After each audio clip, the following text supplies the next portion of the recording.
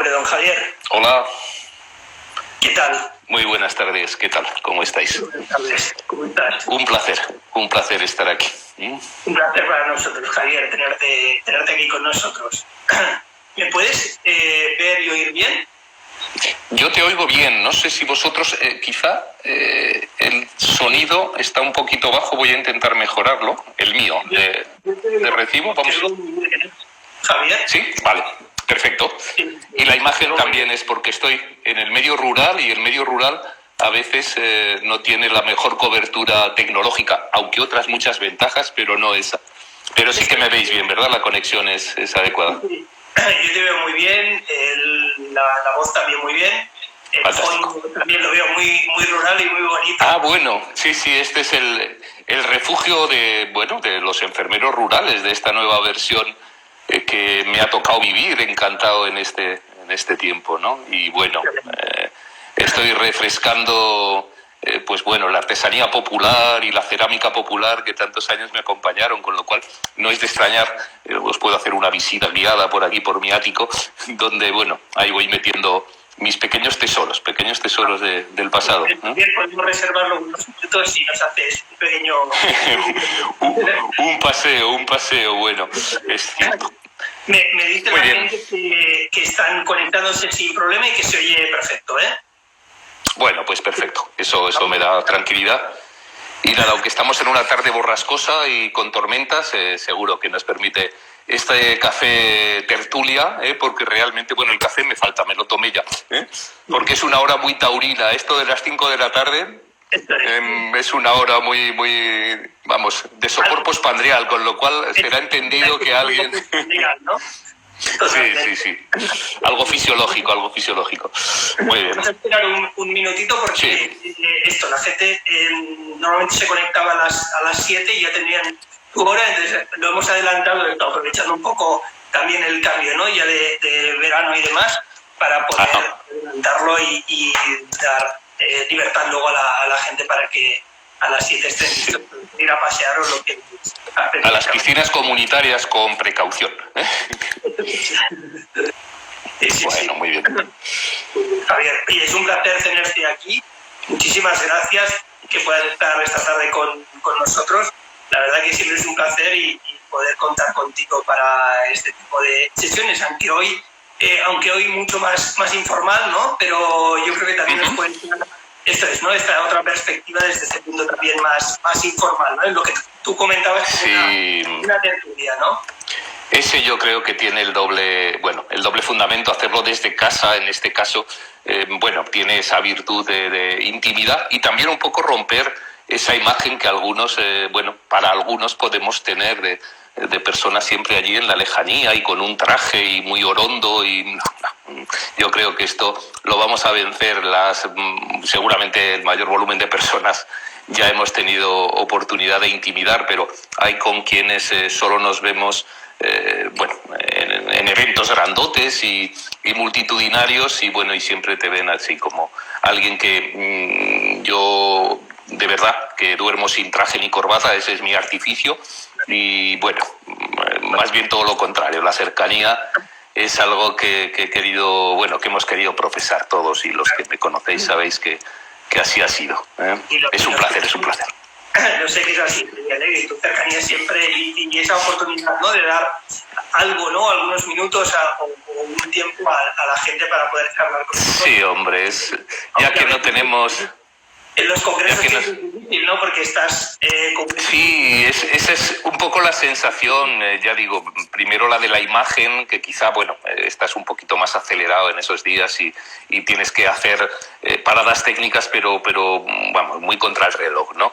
Y luego yo creo que, son casi 30 años de andadura, más de 25 en el GNUPP y hemos creado una familia donde sabemos que esos días no son los mejores, pero que tenemos infinitas oportunidades, que estamos ahí siempre. Además, no es una obligación sino una devoción, es lo que nos encanta, somos así, no es ningún postureo que dirían los sevillanos, sino que realmente yo creo que esta familia tiene a gala la cercanía y el compartir. Quizás han sido sus dos grandes valores. No hay nada nuestro, la ciencia no se lo puede permitir y el mundo de las heridas menos, sobre todo. Hemos ido avanzando y creciendo, pero gracias a compartir y no atesorar a nivel individual nada, ni el conocimiento, ni los estudios, ni las publicaciones, no.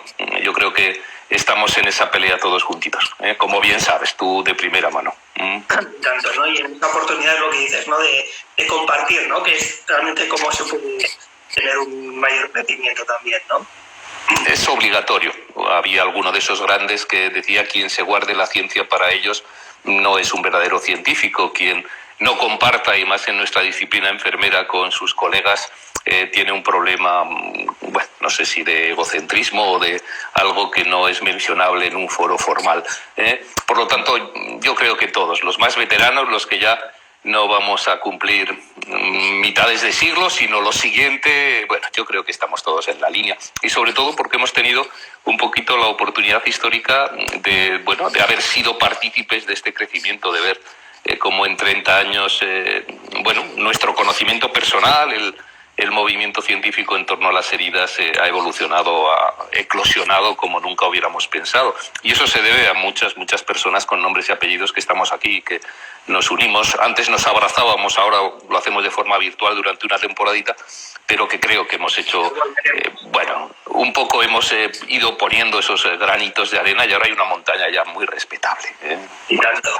Ahora hablaremos de eso, Javier. Bueno, claro. Está esto sumándose gente, pero si te parece vamos a empezar, dijéramos formalmente. Hemos hecho este preámbulo, Javier, pero bueno, yo creo que en presentaciones pocas, es decir, quien no te conoce, ¿no? En el ámbito de las heridas, tanto aquí como yo diría también en Latinoamérica, ¿no? Javier ha sido una figura, como decías, ¿no?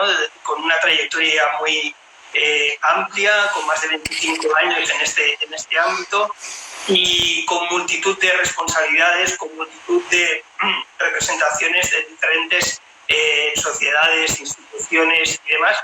Pero si te parece, en esta tarde podemos hablar sobre todo de tu faceta como director del GNAU, ¿no, Javier? Encantado. Hemos titulado esta tarde de Instagram Live en Neuromedical como veis aquí, cómo han transformado la pandemia de SARS-CoV-2 el cuidado de las heridas, ¿no? Es decir, sabemos, ¿no?, que esta pandemia realmente ha transformado el sistema sanitario, ha obligado a transformarse de una manera muy rápida, con algunas cosas para adaptarse obviamente a ese momento, a esa ola de gran impacto, pero también para adaptarse a lo que tenemos en estos momentos o quizás las nuevas situaciones que puedan venir, Javier. Y yo te quería preguntar, ¿cómo han sido tratados, ¿no?, los pacientes durante este periodo, sobre todo álgido de la pandemia? Es decir, en ese momento pues había un número amplio, ¿no?, de personas con heridas crónicas, pero también agudas, pero principalmente vamos a centrarnos en las heridas crónicas, y que requerían de unos cuidados, de una atención periódica, de una evaluación, de un seguimiento, de unas curas y demás. Y claro, eso de la noche a la mañana, ¿no?, hay que cambiarlo, Javier, y de alguna manera, ¿cuál ha sido tu percepción? Es decir, desde el punto de vista pues más amplio, ¿no? Tú tienes esa visión, dijéramos, nacional o internacional, ¿no?, en cuanto al campo de las heridas. ¿Cómo has visto tú esta transformación, este impacto en las personas con heridas durante este periodo? Bueno, yo creo que esa misma pregunta seguramente se podía trasladar a todos los ámbitos de la atención, exceptuando lo que rodeaba al COVID-19. Es decir, creo que han sido 3 meses de fijación casi exclusiva en un problema serio, muy serio de salud, que nos ha hecho cambiar, pero también nos ha hecho cambiar procederes, formas de acercarnos a pacientes que veníamos curando, que de la noche a la mañana se cierran esas puertas y esas ventanas, nos dejan un hilo con una persona a veces disponible al otro lado del teléfono. Y la primera percepción, la primera sensación, porque yo creo que van de la mano, ha sido qué pobres. Nos hemos olvidado de que las personas con patologías crónicas siguen teniéndolas y a veces cogidas por los pelos con hilvanes, que personas que veníamos tratando de mejorar sus heridas. Luego hablaremos, si acaso, de prevención. Pues parece que ha pasado a un segundo turno. Todo es COVID, todo es miedo, todo es confinamiento. No podemos acudir, no vengan a los centros de salud. Voy a hablar de mi última experiencia clínica. Y la primera sensación ha sido, entiéndanlo, sin abordar nada más, quizá haber abandonado un poco a su suerte esos procesos que antes eran prioritarios y jerárquicamente eran los primeros para ellos, para nosotros como cuidadores, y que de la noche a la mañana pues parece que podían esperar, y lamentablemente creo que no podían esperar. Hemos tenido que hacer ingenios enormes para pedirles que sean nuestros ojos, nuestras manos, sobre todo para darles, yo creo que ahí estaba la gran batalla, sensación de que no los desprotegíamos, que no podíamos visitarlos, que no era recomendable, que teníamos que buscar socios cuidadores dentro del seno familiar, que eran importantes ellos y que eran importantes sus heridas. Y eso yo creo que ha sido una labor que nunca hubiera pensado que tendríamos que ensayar. Y que, bueno, ha sido una realidad. Con mejor o peor suerte, profesionales muy avezados, muy profesionales, realmente han hecho ese papel a través del teléfono fantásticamente bien. Les han dado todas las pautas para, primero, que se sientan acompañados, no abandonados, y segundo, emitir esos inputs de cómo va, qué cambios estás notando, esta es la batería, el checklist, por si hay un problema, inmediatamente ponte en contacto conmigo, para que no vieran que habían desaparecido de la escena del interés de los profesionales, ya que sí es cierto que en todos los ámbitos y contextos asistenciales, las visitas, las entradas y las salidas, el desplazarnos al domicilio, pues estaba restringido, profilácticamente restringido, y yo creo que muy razonablemente restringido. Si nos vamos a otro contexto que seguramente saldrá en la conversación, los residentes de establecimientos para mayores, monográfico, volvemos a lo mismo, personas diezmadas, personas seguramente muchos de ellos dependientes y con lesiones en curso, que también habrán sentido en sus carnes, nunca mejor dicho, que no es el momento, que ahora tenemos que aislar, tenemos que evitar que este bicho no nos expanda, no nos mate, y mañana hablamos de ello, mañana intentamos entrar en la habitación. Y en los hospitales más de lo mismo, veíamos como en ese plantel en la sexta está cirugía, no, estaba, ahora es una unidad COVID, en la cuarta izquierda había medicina interna, no, ahora es una unidad específica de COVID. ¿Cómo se ha ido transformando de planta en planta en nuestras instituciones hospitalarias? Y vuelvo a insistir, no con malignidad, pero sí que hemos hecho, yo creo todos, una dejación no solamente del cuidado, de la atención de las heridas, con la escrupulosidad y cada vez con el nivel que creo que en estos años podemos presumir, sino que ha pasado a un segundo plano. Todo ha pasado a un segundo plano. No les voy a decir, seguro que hablaremos de las UCIs, qué ha pasado en esos feudos, ¿no? ¿Qué ha pasado? Eso es. Sí, una de las cosas que también quería comentar contigo, ¿no, Javier? Es el tema de los profesionales, ¿no? Es decir, lo que tú ahora comentabas, ¿no? Es decir, han prestado, ¿no?, una atención increíble, han estado, al 1000 por 1000, ¿no? Todo lo que digamos es poco probablemente, y además también han sufrido lesiones, ¿no? Es decir, hemos visto, ¿no?, desde las imágenes que llegaban de China, ¿no?, de los profesionales de allí, ¿no?, con la cara marcada, ¿no?, los famosos EPIs, ¿no?, los equipos de protección, y es una cosa que también hemos observado aquí, ¿no? Es decir, son lesiones que se han derivado, ¿no?, de ese uso de los sistemas de protección y que realmente han tenido un impacto grande en los profesionales, ¿no? Pero ya no solo desde la úlcera por presión, que también, pero sino también por esto, ¿no? Es decir, lesiones por fricción o incluso lesiones ocasionadas por la humedad, ¿no? Por esta enorme humedad que los propios profesionales sufrían, ¿no?, debajo de esos equipos de protección, ¿no, Javier? Y esto es una cosa que seguramente que también nos ha llegado a nivel del GNAU, ¿no? Es decir, cómo los profesionales estaban sufriendo este tipo de lesiones, ¿no? Lesiones que hasta ahora pues se observaban de manera muy anecdótica, ¿no? Indudablemente. Creo que ha sido, otra vuelta de tornillo. Yo no recordaba en la literatura científica alusiones específicas a este tipo de elementos de seguridad. Recordaba, durante 12 años trabajé en una unidad de infecciosas y no hace demasiados tuvimos que enfrentarnos a algo que afortunadamente no llegó con la virulencia que ha llegado COVID-19, que era el ébola, y todavía recuerdo en primera persona el martirio que suponía los ensayos de aquellos equipos de protección individual. No estábamos hablando de horas, estamos hablando de ensayos de apenas unos pocos minutos, y realmente las sensaciones eran francamente desagradables.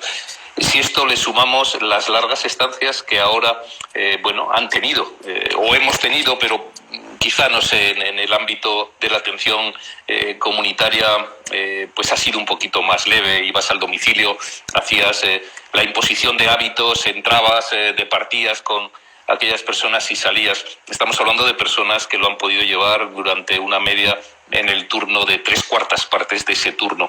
Eso es insufrible. Y como muchos de los presentes, y afortunadamente nos trasladaron un poco lo que ya vivíamos y nos trasladaban esas preguntas de qué podemos hacer para mejorar esas circunstancias. Y de hecho, por iniciativa de Joan Enric Torra, especialmente liderando este movimiento, hemos puesto en marcha un estudio epidemiológico sobre estas lesiones. Creo que poco en la comunidad científica hay al respecto, y os puedo anticipar, todavía nos quedan 7 días, os invito a sumaros, porque el informe no solamente es de los sufridores, de los que han tenido algún tipo de lesiones, sino de la totalidad, para tener una proporción que sea fiable.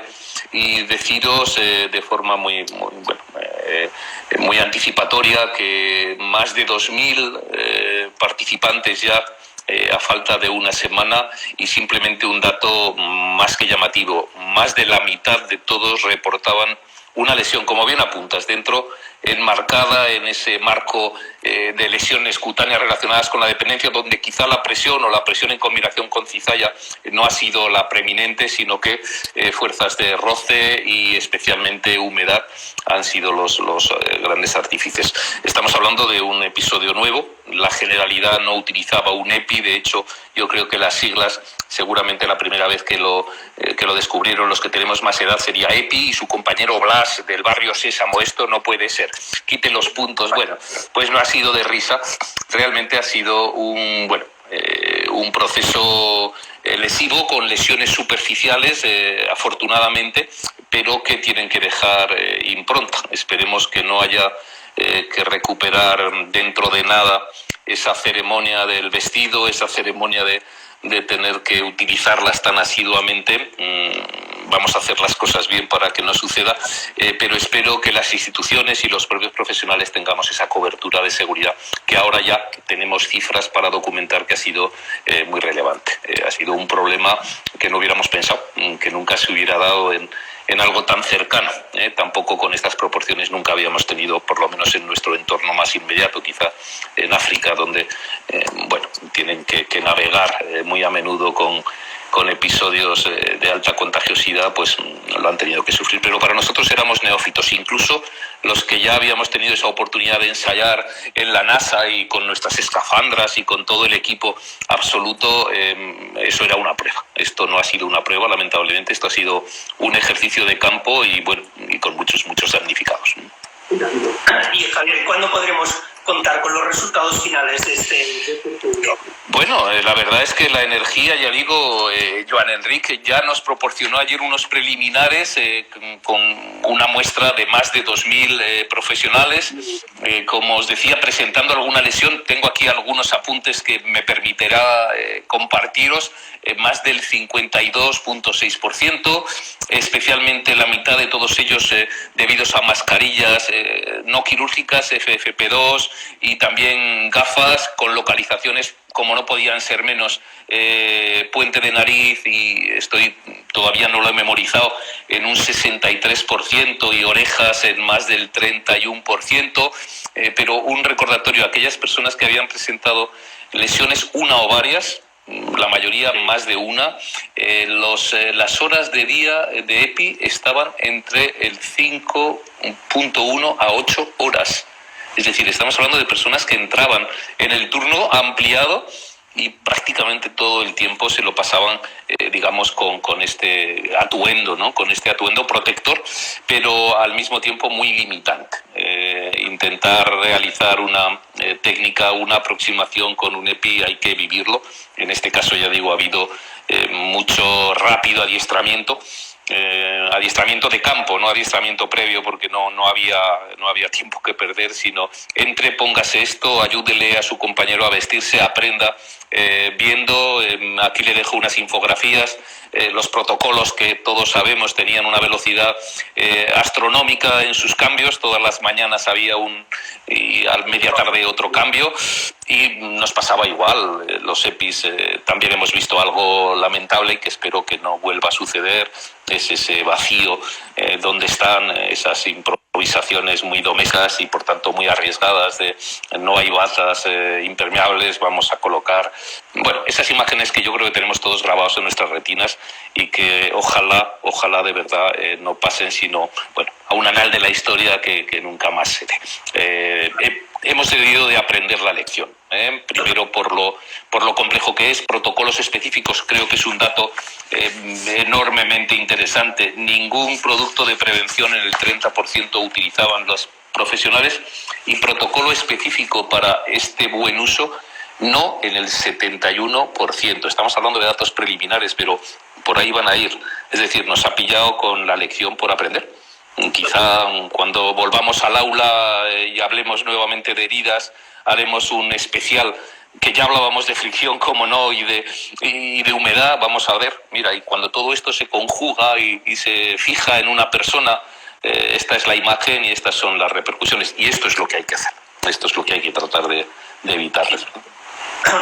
Y Javier, y sin movernos bueno, aunque han habido, como decías, ¿no?, pacientes distribuidos o repartidos por todo el hospital, ¿no? Pero alguna de las cosas que también comentaban algunos profesionales de UCI es volver a ver también aquellas úlceras por presión, ¿no?, en la zona del sacro, que hacía probablemente años que no se observaban, ¿no? Es decir, pacientes obviamente con una inmovilización, pacientes con drogas vasoactivas y demás, que realmente desarrollaban estas lesiones. Probablemente en ese momento la prioridad era otra, ¿no? Que salvar la vida del paciente, como bien decías anteriormente, pero sí que aparecían este tipo de lesiones, ¿no?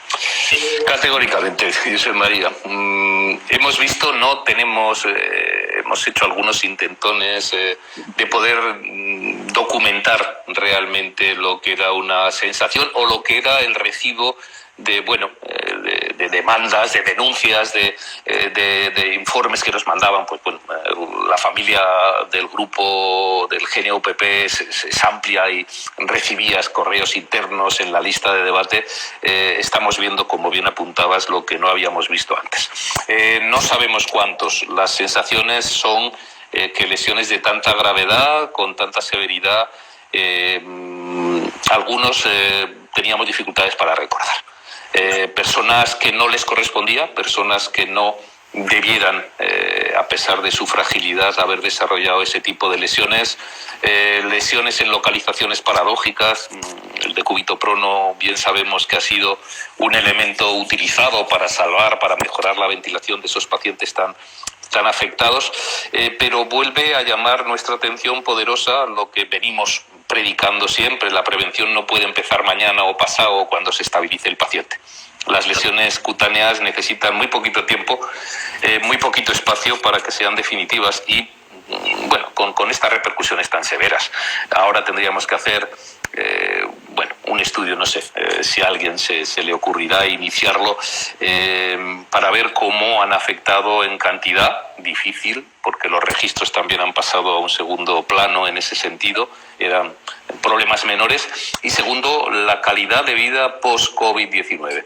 lo que ha supuesto convivir durante semanas, todavía estamos en ello, durante meses, con algo que no correspondía. Me han salvado la vida, pero fíjense, hemos visto imágenes dantescas, glúteos, región sacrocoxígea, que abarcaba, bueno, pues una gran parte de esa región de asiento.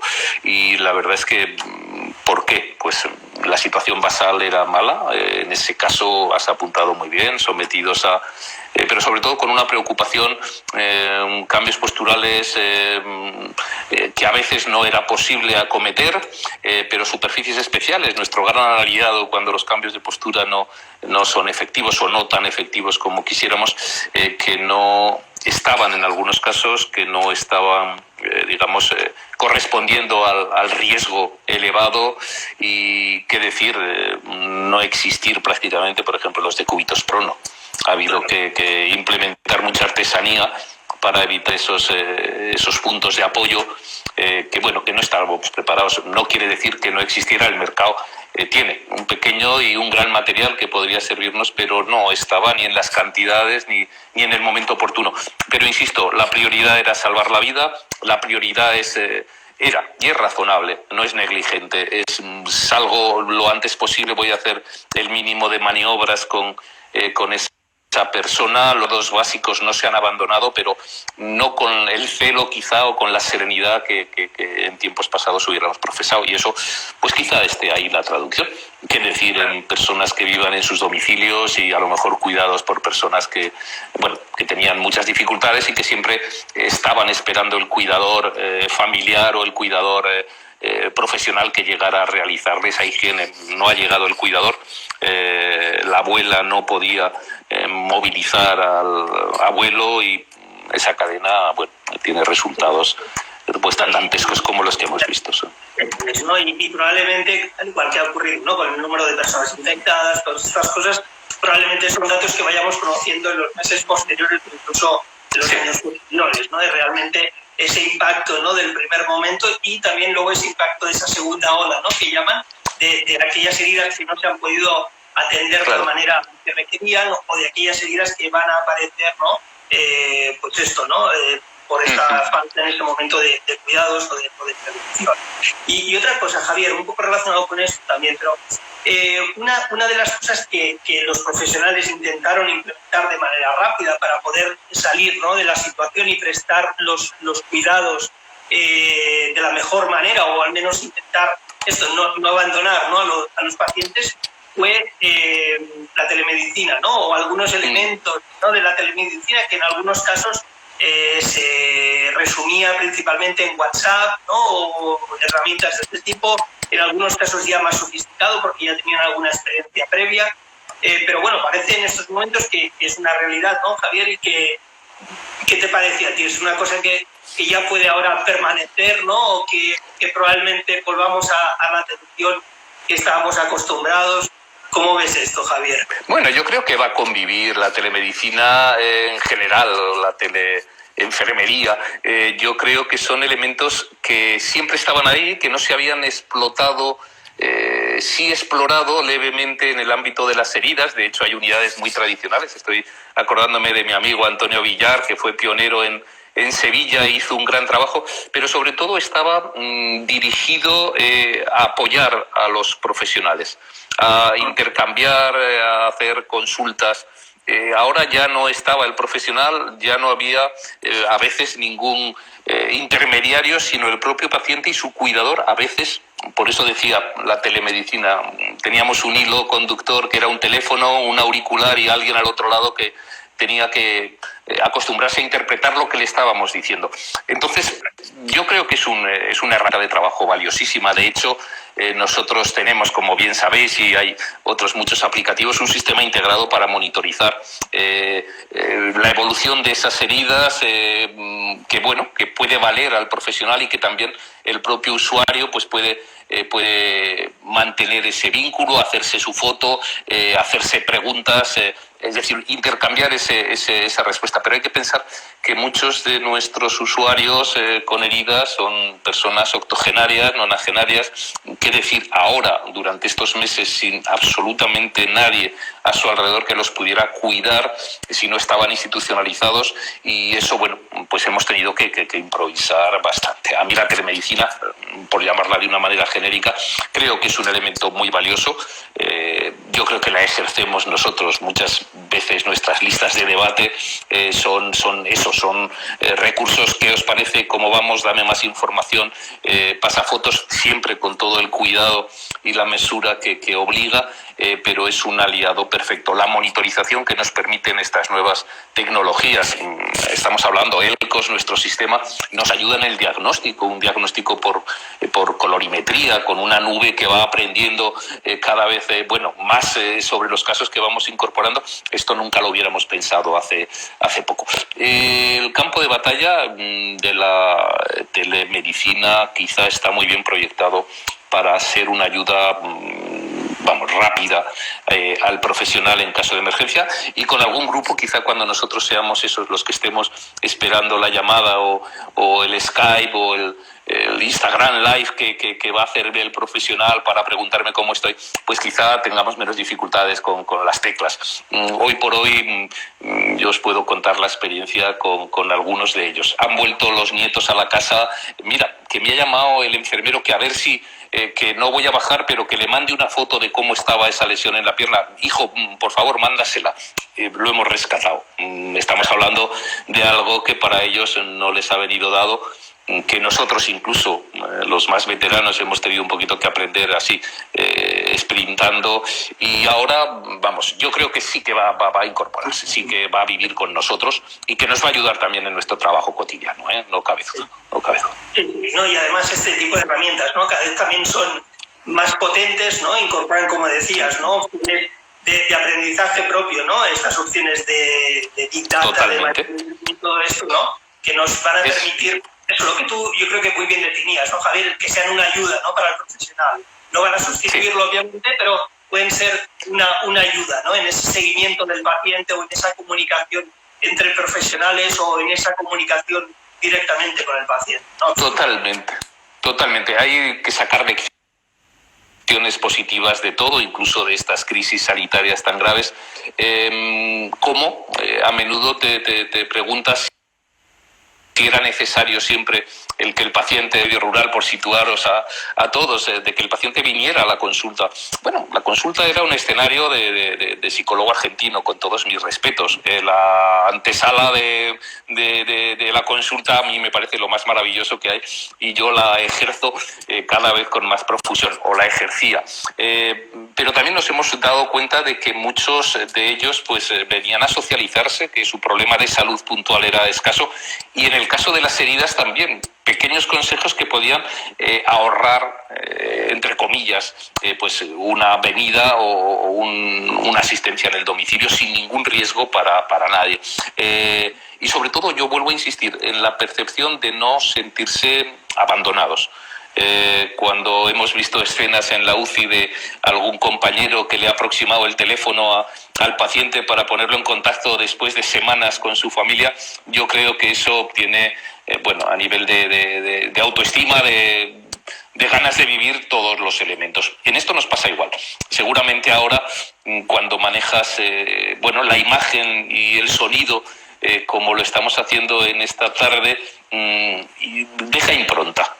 Sería mucho más frío que esto no fuera una videoconferencia, sino solamente una conferencia y nos escucháramos y solamente pudiéramos modular. Ahora, aunque no se nos ve más que una pequeña parcelita, intentas que ese lenguaje no verbal también acerque. Estamos ganando, yo creo que apuntándonos, y vamos a verlo así, porque sería lo más enriquecedor de toda esta batalla. Vamos a quedarnos con cosas. En el ámbito de las heridas, indudablemente. También las experiencias. Y me vas a permitir que les recuerde a los compañeros que ahora están, a los pocos que no están echando la siesta en esta tarde, decir que, por ejemplo, Hemos ampliado... Que entra ahora Pablo, están por aquí todos ellos. Sí, veo por ahí Carmen Blasco, sí, esto es bastante cotilla este dispositivo, ¿eh? Estoy viendo ahí, sí. Bueno, saludos a todos. Decía que hay una convocatoria que está abierta, sabéis que nuestro simposio, bueno, como todos, obligatoriamente lo hemos desplazado y finalmente hasta mayo del año 2021 podíamos haberlo estrenado el mismo día donde se declaró este estado en nuestro país, lo teníamos todo hecho, cubierto, las comunicaciones aceptadas, pero hemos ampliado, hemos hecho una ampliación y hemos dado apertura y bueno, hasta finales de septiembre para conocer estas experiencias que el COVID, hemos hablado de algunas de ellas, de cómo me he sentido, que he sufrido por llevar un EPI que he visto.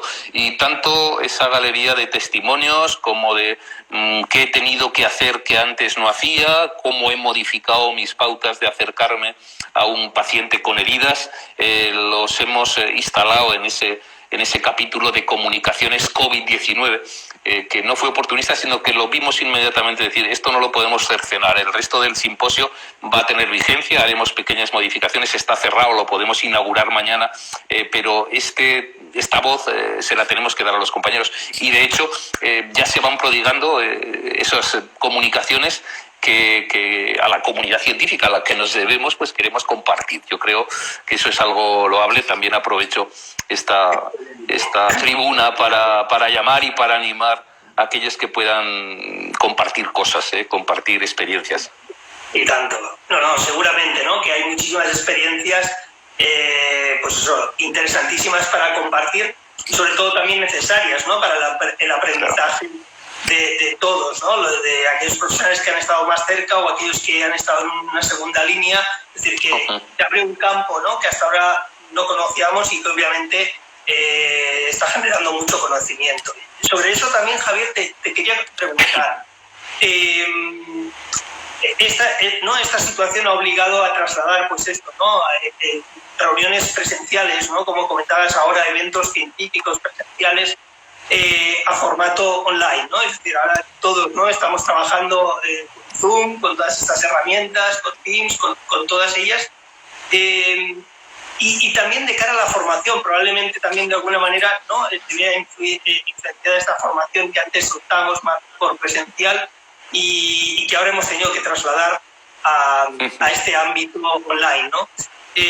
Sobre esto, Javier, ¿qué quedará también un poco de esto? Es decir, vamos a convivir también un poco como ocurre con la telemedicina, ¿no? Como comentabas, ¿no? Que probablemente vamos a tener más opciones. ¿Cómo ves esto? Sin lugar a dudas. Creo que, mira, por puro romanticismo me costó mucho dejar que Gerocomos, nuestra revista conocida por muchos de vosotros, dejara de tener formato papel. Me resistí con uñas y dientes. Yo reconozco que ese olor a la tinta, bueno, a mí me impregnaba, me llenaba y creía que era el único vehículo que soportaba la ciencia, ¿no? Nuestra ciencia incipiente. Lo mismo nos va a pasar. Yo sigo no tirando por la borda las virtudes de un encuentro personal.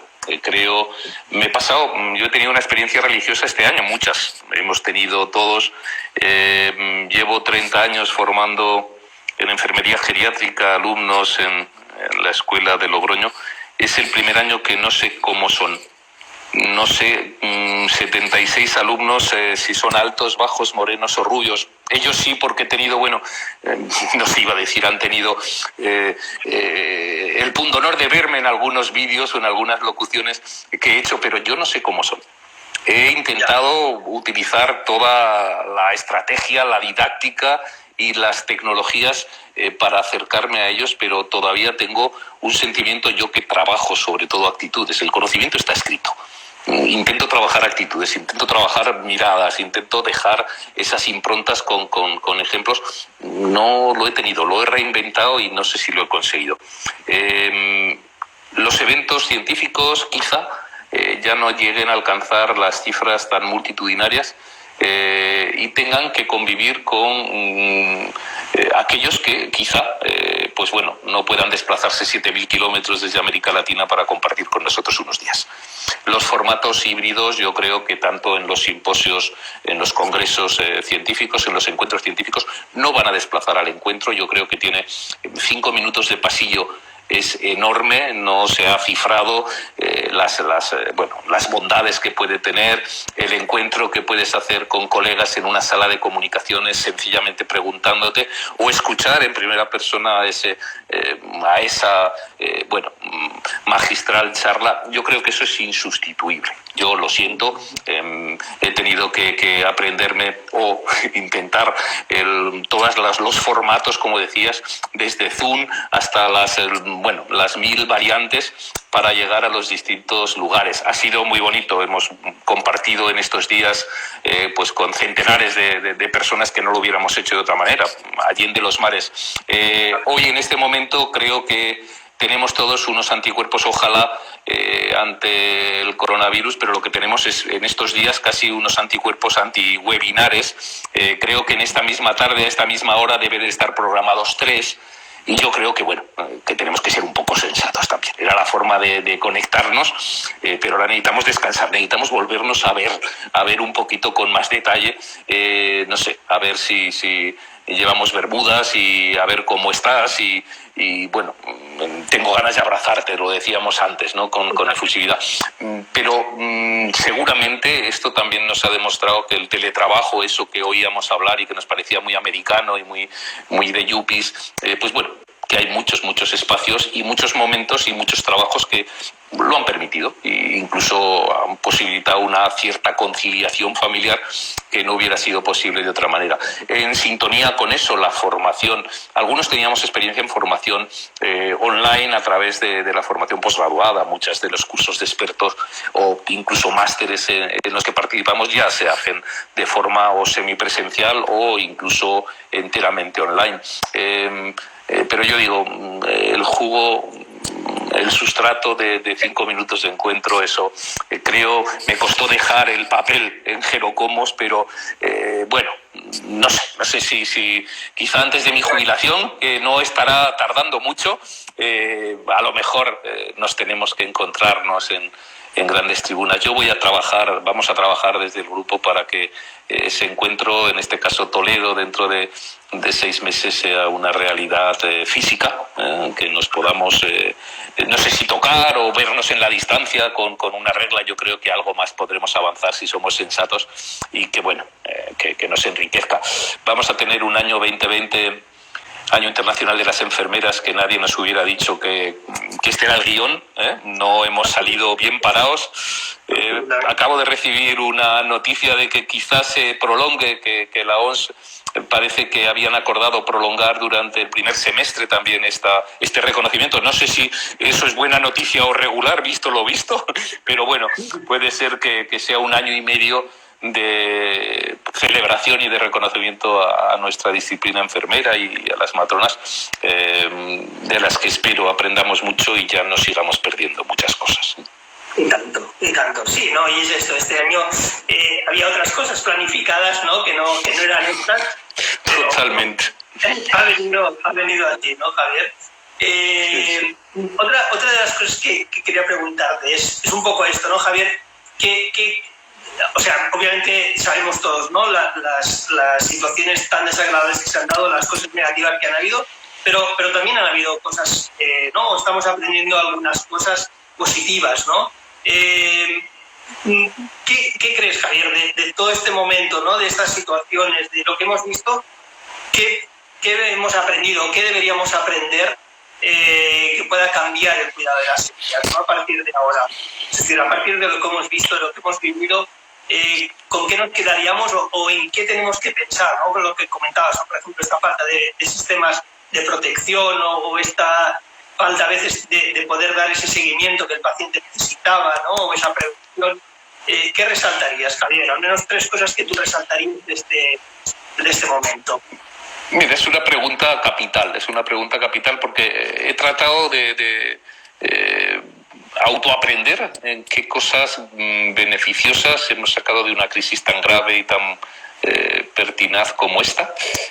Yo creo que ha puesto de manifiesto no solo los aplausos a la generalidad, sino también mis aplausos y los de todos nosotros a los grandes profesionales en el ámbito de las heridas que han seguido dando el do de pecho, que han seguido no bajando la guardia, aunque se hayan tenido que reinventar formas para llegar a sus pacientes. Creo que ese bagaje de grandes profesionales, de expertos en heridas, es un patrimonio que no teníamos sí pensado por encima, pero que han evidenciado que hay mucha materia gris y mucha vocación y mucha formación que en este caso han dado. ¿Qué han puesto en evidencia? Que este tipo de lesiones, que para muchos en ciencias de la salud, como bien sabemos, es un predicado muy antiguo, siempre ha sido de segunda categoría, y además problemas de segunda categoría en personas de tercera, y todo el mundo me entiende, me lo han escuchado muchas veces. Creo que es tiempo de rebelión. Creo que es tiempo, uno, de rebelarnos para que aquellos que estaban enajenados y los teníamos invisibilizados con una sabanita y unos árboles para que no se vieran sus ventanas, tengan la dignidad que quizá hemos descubierto ya, sospechábamos en muchos casos los que llevamos demasiados años trabajando en el ámbito de la geriatría. Bueno, no nos ha pillado de nuevo. No vamos a decir que vamos a celebrar esta catástrofe, pero espero que sea un punto de inflexión sin retorno para que esos escenarios que hemos visto de muerte, de dejación, de dilemas éticos demagógicos, pues que cesen, que realmente entre sabia, frescura, profesionalidad, personal suficiente y preparación para que esas personas mayores a las que les debemos tanto, no se nos olvide, no tengan que volver a pasar por una locura, y junto a ellos los profesionales. Por lo tanto, yo creo que un segundo mensaje es hay espacios que nunca más pueden dejarse a su suerte. Las personas mayores tienen el derecho a tener la mejor calidad asistencial, y no solamente en el ámbito sanitario, sino también en ese ámbito del cuidado básico. Y para eso exigimos a viva voz ratios de personal adecuados y sobre todo personas formadas. Voy a hablar de enfermeras especialistas en geriatría. Creo que es una obligación. Hay 9.000 en nuestro país que están infrautilizadas, y ahora ojalá este punto sin retorno pues bueno haga que aflore. Hay un debate, pero esto es como las olas. Los tsunamis tienen una gran subida y enseguida cesan, y lo único que vemos es la basura que han traído y lo que han dejado, ¿no? Vamos a ver si en esta ocasión esta reflexión nos puede ganar y mejorar las circunstancias para cuando nosotros dentro de nada necesitemos de esos recursos. Y sobre todo vuelve a poner en evidencia como tercero que las heridas, su presentación, el patito feo de esas heridas, las lesiones por presión, las lesiones relacionadas con la dependencia, no pueden esperar a mañana. No podemos decir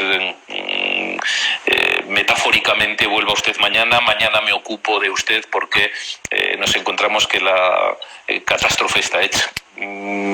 Hoy por hoy me atrevería a decir no conlleva muerte. No es lícito que la gente tenga que vivir un tiempo porque quizá no encajaba el hacerlo ahora.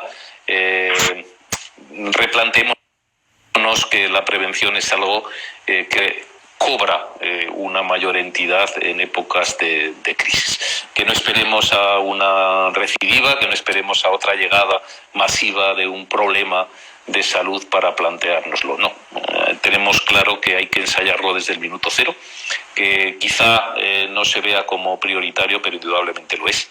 Y de hecho, en los próximos meses hablaremos de esa estela que ha dejado el COVID, en la mayor parte con superación, pero también un poquito los estigmas en la piel de esos pacientes que lo han sufrido. Totalmente. Y también de los profesionales. Entonces, de ambos, y tanto. Bueno, Javier, la verdad es que el tiempo pasa volando y ya estamos en el final. Cierto. Los 50 minutos han pasado rapidísimo. Volando. Eso es. Entonces, Javier, darte las gracias. La verdad que ha sido un placer poder tener tu visión, poder tener estas opiniones de tu parte, tanto desde el punto de vista, ¿no?, del cuidado de las heridas, como también desde el punto de vista de la geriatría, donde es un gran experto, ¿no, Javier? Y tener, ¿no?, de primera mano esa visión tuya y esa representación también, ¿no?, por parte del GNAU. Tomamos nota de lo que comentas y deseamos esto, es decir, sobre todo si vuelve una segunda ola de estas, ¿no?, estar preparados y sobre todo también aprender, ¿no?, de esta época y quedarnos con aquello que ha sido más favorable, volver a recordar, ¿no?, la importancia de la prevención, en este caso ya no solo en los pacientes, sino también en los profesionales, porque hemos visto que también se pueden ver realmente muy, muy impactados. Dar las gracias a todas las personas que estáis conectadas. Un saludo a todos. Javier, no sé si quieres decir alguna cosa para acabar. Bueno, daros las gracias realmente por eso, por compartir este café en un horario intempestivo, seguramente no novedoso, porque no hemos hecho sino rescatar de estas semanas pues bueno, nuestras impresiones, pero ojalá les puedan servir. He visto a algunos compañeros de Allende los Mares, de Uruguay, que estaban con nosotros y que ellos están ahora sometidos al máximo grado de presión. No bajen la guardia ustedes, asegúrense de ir seguros y no dejen a su suerte a los pacientes con heridas o en riesgo de padecerlas, porque se lo agradecerán. Les espero a todos en Toledo en mayo del 2021. Habrá un año en blanco que también haremos repaso y seguro, como hemos venido en estos minutos comentando, sacaremos el jugo, la enseñanza que también una época compleja pues nos dejará. El GNUPP, esta familia es la vuestra. No os voy a decir nada más, estamos ahí, vamos a seguir luchando y trabajando en todo lo que sea necesario para mejorar el conocimiento y mejorar la vida de estos pacientes con heridas o en situación de riesgo. Un abrazo para todos y feliz verano. Y prometo no volver a participar en algo, en una historia, en un webinar. Si no, llévenme a los juzgados, ya no. Les voy a dar vacaciones. Esos días tenemos descanso. A ver, la vuelta no Bueno, enseguidita. El otoño está ahí y estaré encantado otra vez. Y además es un placer, de verdad. Un abrazo fuerte. Bueno, un abrazo. Muchísimas gracias para todos los que estáis conectados aquí en España, al otro lado de Latinoamérica. Muchísimas gracias a todos. Muchísimas gracias al GNAU, a todos los representantes que ahora estáis conectados, y muchísimas gracias, Javier, aquí por tu colaboración y por tu amable charla. Un placer de verdad. Hasta pronto. Adiós. Hasta pronto, Javier.